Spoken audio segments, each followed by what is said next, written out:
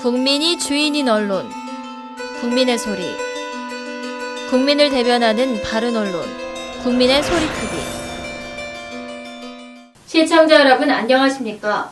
빠르고 신속하게 소식을 전하는 국민의 소리TV입니다. 경상남도는 고위험 정신 질환자에 대한 의기 대응과 맞춤형 관리 지원을 위한 긴급 대책을 마련해 시행한다고 밝혔습니다. 현행 정신건강복지법에는 정신질환자가 퇴원을 할 경우 환자 동의 없이 정신건강복지센터장에게 퇴원 통보를 할 수 없고 개인정보보호법과 사회보장급여법 등 개별법령, 그리고 인권보호 문제 등으로 읍면동, 보건소, 소방서, 경찰서 간 정보 공유에 한계가 있었습니다. 이에 따라 경상남도는 고위험 정신질환자 맞춤형 관리 강화 방안으로 첫째 미등록 고위험 정신질환자에 대해서 일제조사를 통한 등록 관리를 실시합니다. 도내 추정 중증 정신질환자는 59천 명이며 2018년을 기준으로 등록 관리 환자는 미등록 고위험 정신질환자에 대한 일제조사를 통하여 등록 관리한다는 것입니다. 광역정신건강복지센터와 전 시군보건소에 고위험 정신질환자 조사관리 TF팀을 만들고 정신건강복지센터, 정신의료기관, 읍면동, 경찰 등 유관기관과 연계해서 방문조사를 실시합니다. 등록 시 고위험 정신질환자들의 외래치료비, 응급입원, 진료비 본인부담금을 지원하고 정신건강복지센터에 맞춤형 직업재활과 대인관계 훈련, 사회기술 훈련, 음악치료 등 주간 재활 프로그램을 제공하는 인센티브를 제공하여 등록을 유도할 계획입니다.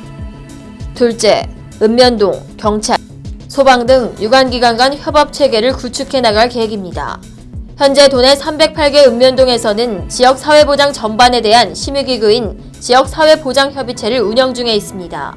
위원회는 이통장, 주민자치위원, 부녀회장, 자원봉사단체 회원, 복지기관 종사자, 우체국 집배원 등으로 구성되어 있습니다.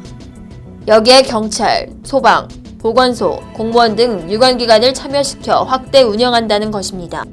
이를 통해 읍면동 행정복지센터와 정신건강복지센터 간 통합 사례 관리를 하고 읍면동, 정신건강복지센터, 경찰, 소방 등 유관기관 간 위기대응 시스템을 구축하여 관리 사각지대를 막는다는 계획입니다.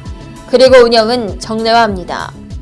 셋째, 광역정신건강복지센터인 창원경상대학교 병원은 20개 시군 정신건강복지센터를 방문하여 컨설팅과 교육 프로그램을 운영합니다. 시군 방문 사례 관리팀의 사례 관리와 교육 강화로 전문 능력을 향상시키고 시군 정신건강복지센터와 공동으로 현장을 방문하여 상담과 조사를 지원한다는 것입니다. 넷째, 시군 정신건강복지센터 인력 충원으로 전문성을 강화합니다. 보건복지부 인력 충원 계획에 따라서 2022년까지 센터당 15명을 확충합니다. 인력이 늘어나면 2인 1조 방문으로 안전 확보와 서비스의 질이 향상될 것으로 기대됩니다. 경상남도 윤인구 복지보건국장은 읍면동 지역사회보장협의체 기존위원회에 경찰, 소방 및 보건소 공무원 등 유관기관이 모두 참여하는 협약을 통해 정신질환자 관리 사각지대를 없애도록 하겠다고 밝혔습니다.